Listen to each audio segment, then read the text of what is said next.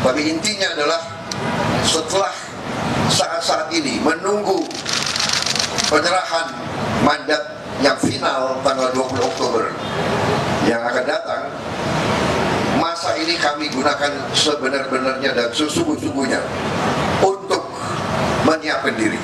Kami belajar masalah, kami kumpulkan para pakar, kami diskusi dengan semua unsur untuk kami rumuskan langkah-langkah sehingga tanggal 20 Oktober nanti dengan penyerahan mandat tidak akan ada vakum.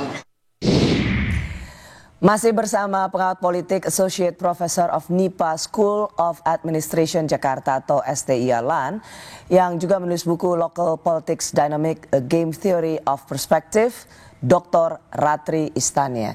Mbak Ratri, kita tadi sudah berbicara soal sejak diumumkan oleh KPU, kemudian ada sengketa pemilu yang diselesaikan oleh MK. Begitu lama masa penantian presiden terpilih untuk dilantik 20 Oktober. Dan semuanya nervous. Memang kenapa lama? Karena itu mengakomodasi 2 putaran. Ada wacana yang kemudian rasanya cukup dianggap gila. Ya udah, lain kali kalau begini Pilpres itu cukup 1 putaran saja. Samakan dengan pilkada di luar DKI Jakarta. Seberapa menurut masuk akal sebenarnya wacana ini, Mbak Ratri? Kalau dilihat dari yang di lapangan terjadi, itu kan menjadi masuk akal, Mbak Rosi. Karena apa? Karena apapun ternyata sistem yang kita gunakan, terlepas dari berapa putaran begitu kan. Nah sekarang wacana 1 putaran, itu kan melihat kecenderungan yang ada. Nah, kita belajar melihat dari apa yang sudah terjadi. Yaitu? Karena ujung-ujungnya begitu kan, baik itu kita sistem pemilunya seperti apa, kan nanti yang berkuasa nanti itu koalisi juga, gitu kan. Tapi gini, coba ingatkan kita semua, dulu apa filosofinya? Harus 50% per 1 kan, jadi pilpres secara nasional dan juga pilkada Jakarta, di luar itu 1 putaran. Waktu itu kan sebenarnya filosofisnya supaya dapat mayoritas kan, sehingga mengakomodasi 2 putaran begitu. Nah, apa itu masih sekarang relevan? Mendapatkan pemenang yang mayoritas.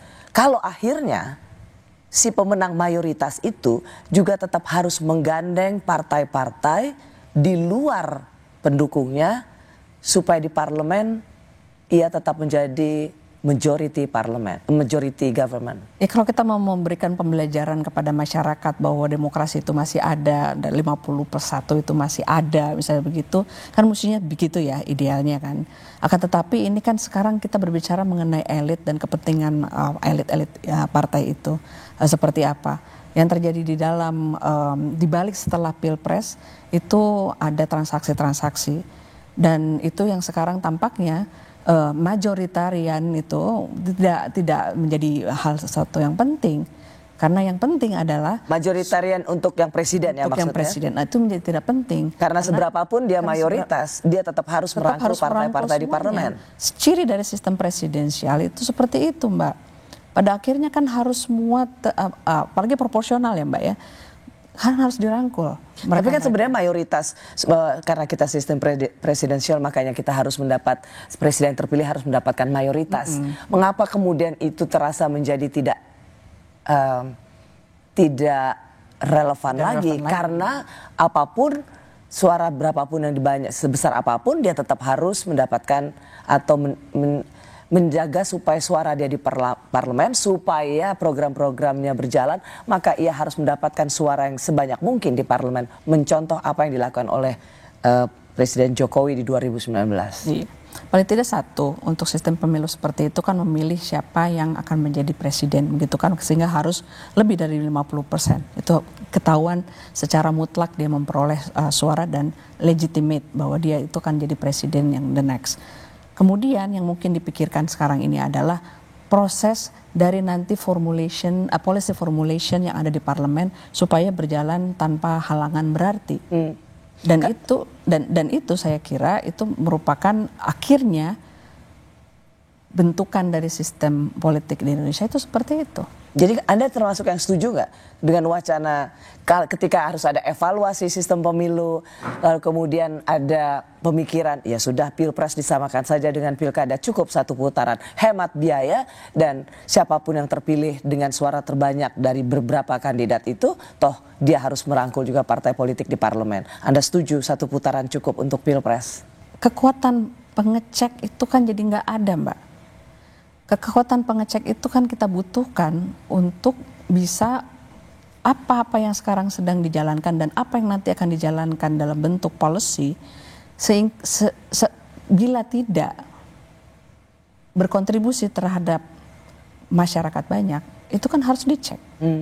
Kalau misalnya kita begitu menyerahkan ya udah satu putaran saja, karena toh sama-sama saja, tetap saja kita harus merangkul semua, misalnya begitu. Jadi Anda ingin mengatakan bukan soal satu putaran, dua putarannya, bukan. Tetapi bagaimana partai-partai yang kalah atau memang tidak mendukung presiden terpilih, mbok punya harga diri, jangan masuk dalam kabinet dan berjuanglah di luar kabinet. Dan satu hal lagi mungkin yang harus diperhatikan, partai yang sudah ada dalam koalisi dan menang begitu kan, mereka juga harus percaya diri kan. Ya sudah, nggak usah ngajak-ngajak yang lain begitu.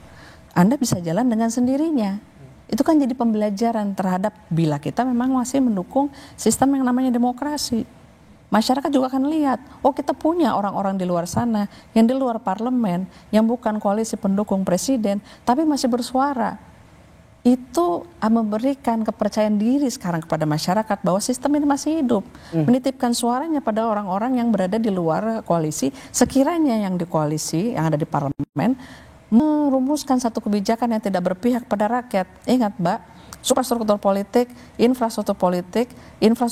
itu masyarakat kan butuh saluran. Saluran kan juga cuma satu. Oke, jadi kalau misalnya ada ketum partai politik atau politisi mengatakan, ya karena kita masuk kabinet itu bukan berarti kita tidak kritis, kita tetap kritis terhadap kebijakan pemerintah. Anda percaya itu? Itu agak sulit dilakukan ya.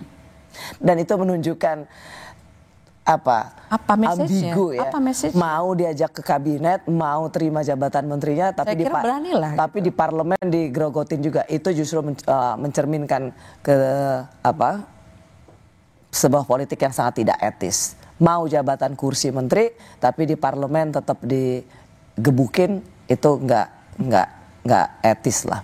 Jadi buat Anda saat ini yang Anda ingin katakan adalah, inilah gunanya kita pemilu 5 tahun sekali, hormati presiden terpilih, dia memang harus diberikan kepercayaan, ruang untuk menentukan siapa yang ada dalam kabinetnya, yang memang tidak sejalan atau berkampanye berbeda dengan presiden terpilih, tahu dirilah dan serahkan pada mereka yang telah berkeringat memenangkan Prabowo Gibran. Tetap kritis, berada di luar bukan berarti diam kan, harus tetap kritis karena itu pendidikan bagi masyarakat banyak. Baik, Dr. Ratri, terima kasih sudah di Rosi. Terima kasih Mbak Rosi. Terima kasih juga Anda menyaksikan program Rosi. Saya Rosyana Silalahi. Kita jumpa lagi Kamis depan. Tetaplah di Kompas TV, independen, terpercaya.